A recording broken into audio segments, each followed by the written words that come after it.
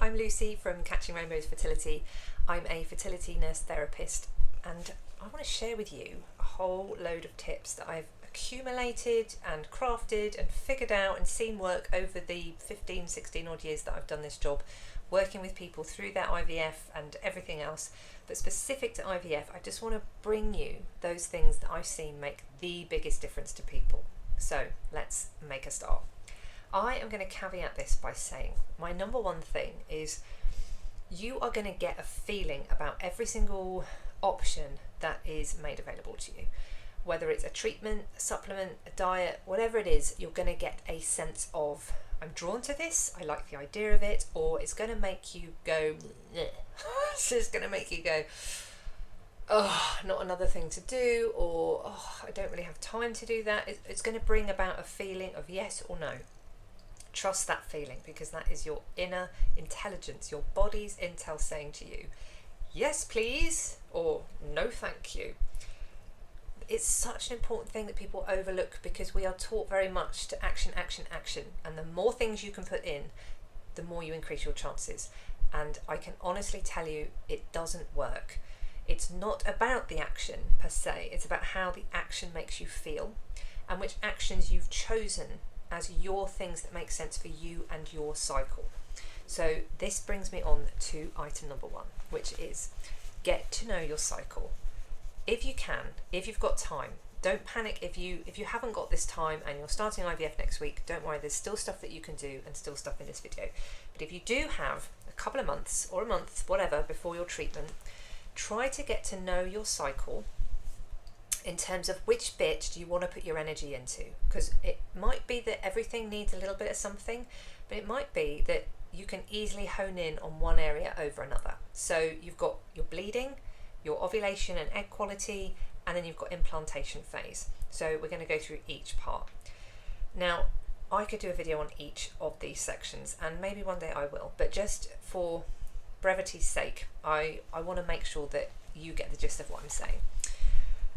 Number one, the bleeding. Now, if you are somebody who has heavy bleeding, pain, lots of clots, lots of old brown blood, that's where you want to put some attention, because that's the home, that's the nest that you're building. So if you've got time, if you can, look at things which improve blood flow, which get blood moving, which shift some of the old brown blood, or help with the hormone balance and the clots that you've got. So as I say, I can't go into a million details, but for example, if you've got heavy periods that drag on, if you've got clots, castor oil packs, for example, are really good, not to use during the period, but either side of the period, to help break up some of that old blood that will sit there, that will draw in new blood flow to the area. I've got a whole video on castor oil packing if that's something you want to look at. There are things like acupuncture that can help with blood flow. There are various herbs and supplements. It's just to think, if your cycle isn't, you come on, there's red blood, it's not too bad, it's gone 3 or 4 days or whatever. If your period isn't that, then that's a good place for you to put some energy. If your periods are really light and scant, you might want to look into things like supplements that support thickening the lining. Vitamin E, for example, is one that can really help with that. And again, castor oil packs can draw more blood flow to the area. There are certain foods that promote increasing your lining, and knowing that, of course, the IVF medication will help with that as well. Going into ovulation and egg quality, now everybody will want to do something that supports egg quality and the process that the body's going to go through in order to mature all these follicles and make as many nice healthy eggs as possible. So make sure that you're increasing your protein intake for however many weeks you've got until IVF. If you've got months and months, then start 3 months before. If you've got a couple of weeks, just start now. Increase your protein to around 100 grams a day, and this will really help that process and give you kind of money in the pot for what's coming up, and that will really help your body. The other thing that you can do for egg quality and the ovulation factor is look at antioxidants. So your super greens, super berries, ubiquinol, which is the bioavailable form of coenzyme Q10. That's a very popular one that seems to be well researched as a supplement that supports both the egg quality and development and also the blood flow to the uterus. So well worth popping that on. If you know that you are somebody who generally doesn't ovulate, or you ovulate very late in the cycle, look at the things that you can do to support that. You've probably already been doing them, but if you haven't, don't just assume that the IVF meds are going to take over. I mean, obviously they're going to do a lot, but if there's anything else that you can do, so for example, if you have polycystic ovaries and you know that you have an issue with ovulation, make sure that you're taking the increased folate, not folic acid. You want methylfolate, so that's the bioavailable form of folic acid, which is much better to absorb. You want to be taking the double dose, so 800 to 1000 of the folate, which is the conversion of folic acid. So make sure that you've got that on board. Ubiquinol, again, really good for polycystic ovaries, so make sure that you've got that on board. And if you're using it, metformin or myo-inositol, those things that help to regulate your blood sugars, look at the things that you can be doing in your diet that will support what your ovaries are going to be doing. So that's things like reduce your sugar, reduce your gluten, reduce your dairy. Do what you can do. It doesn't need to be perfect. Anything that you can offer to that pot is going to have an impact. And again, you don't have to do everything perfectly. If anything, the IVFs that seem to work are the ones that are a bit messy and a little bit off-piste or a bit out of the textbook. So anything that you have a few bumps along the way, they seem to be the cycles that work.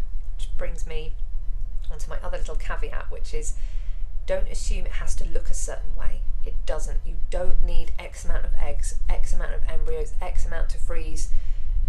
You want an embryo that's going to stick and work, and sometimes that looks like you've got nothing, you've got one egg, and it turns into the embryo that becomes your child. Sometimes you're going to get 15 and 6 of them don't fertilise and you're devastated and you're just worried that they're all going to start going that way. Not necessarily the case at all. Please hang in there and know that even though your cycle might not look perfect on paper, these are the cycles that often work. They're the ones that result in pregnancies, and they can all result in pregnancies, so always be open to the fact that it can work.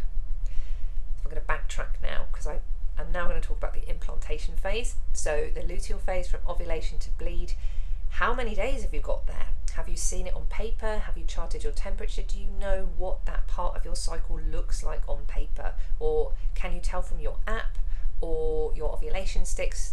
And bear in mind, if you get a positive ovulation stick, your ovulation won't be for maybe another 12, even 48 hours after that. And we want to think about, from that point, how many days do we have? And if you are charting your temperature, you can have a look and see, do you have a nice steady set of strong high temperatures with maybe a little bit of fluctuation? Or are you finding that it's quite zigzaggy or erratic? Or do you get 5 or 6 good temperatures and then it starts to drop off? Or maybe your luteal phase is less than 10 days, in which case concentrate on the implantation phase, concentrate on the things that support your luteal phase. I have a video where I mentioned quite a bit about the luteal phase and how to support it, how to diagnose it, what things can really help it. I will link that in the description box below, just in case that's of use to anybody. Because the luteal phase is a little bit of a minefield. There are lots of things that you can do that are around your emotional stress and regulation. There are particular supplements, B6 and magnesium, are very good for supporting the luteal phase. Lots of different approaches with the luteal phase, and well worth checking how is yours and how could you support it.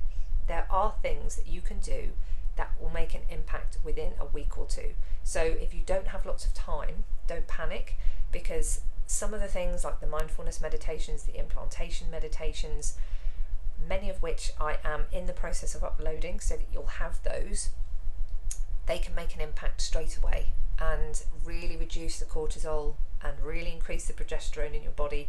So don't underestimate the small things that you can do. Which brings me on to my next point. Don't underestimate the small things you can do, and don't feel like they have to be perfect and all fertility based and fertility researched. There are a million things you could be doing. You don't need to do them all. There are going to be things that other people swear by that just don't make sense for you. Think about where you're putting your energy and focus, because it's your body and what your body needs, and make sure that you don't end up doing 100 things at 100 miles an hour and that you're just a bit flustered and stressed out. Just know that sometimes less is more. Just it's not always about, in fact it's never about do more things. It's always about how the action makes you feel, much more than it's about the action and its outcome. The action itself is very much dependent on how you feel about it. So if you're doing something but you don't like it, or you're doing something and it's stressing you out, it's probably not doing you any good at all, and it will not improve your chances. So just don't waste your time. Know that you are completely safe to choose a few things and make them yours. And be aware that sometimes the things that make the most impact are the things that aren't technically fertility focused. So it might be that you've started getting up and going for a sea swim and it's making you feel great, or you have started giving yourself more time and going to bed early and reading books, or it could be that you've got a dog and you started going for dog walks. There's lots of things that you could be doing that are about you finding your wholeness, finding your calm, finding you, that are much deeper in terms of how they align the body and the mind and make you more receptive to pregnancy than you would think. It's not always about manipulating ourselves by pushing with the action and take this and do that and attend 4 different appointments a day for fertility focused therapies. It's never that. So don't feel like you're imprisoned by this sense of I've got to pack in more things, and if I pack in more things then I'm more likely to get there. My last point is really just be kind to yourself and let the feelings be there, because you're going to get doubt, you're going to get fear. You do not need to try to be positive all the time. You are allowed to have hope and want it to work, and at the same time be terrified and full of doubt and full of fear. It's absolutely normal. You've got to bring it along for the ride. You can't get rid of it, and don't be scared if you're having doubt and fear, thinking you're going to ruin your chances, you're not aligning yourself, you're not being positive. Those things aren't a problem. Our reaction to those things are the problem. So if we can be gentle with ourselves and say, well, of course I'll be terrified, of course I'm having these fearful thoughts, because it's really important to me, and because that's what it feels like when we do stuff that's really important to us. So I'm going to take this fear and this doubt, and I'm going to bring it with me, and I'm going to turn up and keep doing the things anyway. And I know that there's a part of me that just really wants it to work, and that is enough. I'm going to let that part be the driver, and everything else is on the back seat, and that's okay. Oh, and one last thing. I do have an IVF kit which has tracks in it for each stage of the cycle. So for support when you're stimulating, they're like meditations that bring in principles of self-hypnosis so that you can work with your body to support the processes of the down regulation, the stimulation, embryo transfer, implantation. Embryo transfer technique is all about learning how to relax the smooth muscle of the endometrium and create a real calm in the body when embryo transfer is happening. This makes it much easier for the person doing the transfer to get it done. It's a nicer experience for you, and the idea of it is that it creates a stillness and a calm in your body that's easier for your embryo to drift into. This is based on a study that I read many years ago where they were saying that if you used hypnotherapy to relax those muscles, you would reduce the tiny contractions and spasms that happen as a result of the speculum and the catheter, with the embryos going up through the cervix and into the uterus. And if you're able to use your mind to work those muscles, you create this stillness, which means it's easier for the embryo to implant, or that's the theory. So I thought, well, it wouldn't hurt at all to create a track for people to listen to, and I've been using that for years, and people often comment on just how much it's helped them, but also the consultants, the embryologists will say, gosh, that was a really straightforward transfer, that went really smoothly. And it's something you can do even when people don't know you're doing it. You can learn this technique. Now, I have decided to just upload all of those tracks onto this channel, so I'm in the process of doing that at the time of recording this video, and I have already put the embryo transfer technique and the embryo transfer practice track so that you can get to use those if you'd like to. Nothing to lose, just go for it. So those are my IVF tips. I think the others are pretty much universal. I think the clinics are now really good at telling you things like don't wear perfume products in the lead up to embryo transfer and for the first week or two. Just keep everything as neutral and calm, keep your immune system nice and settled, and when you go for your embryo transfer, make sure that your bladder is not crazy full, comfortably full, but not, not crazy, I'm bursting full. And you can practice that beforehand. You can time yourself, you can have a drink, look at the clock. How long does it take you to get a comfortably full bladder? And then you can time that with your transfer.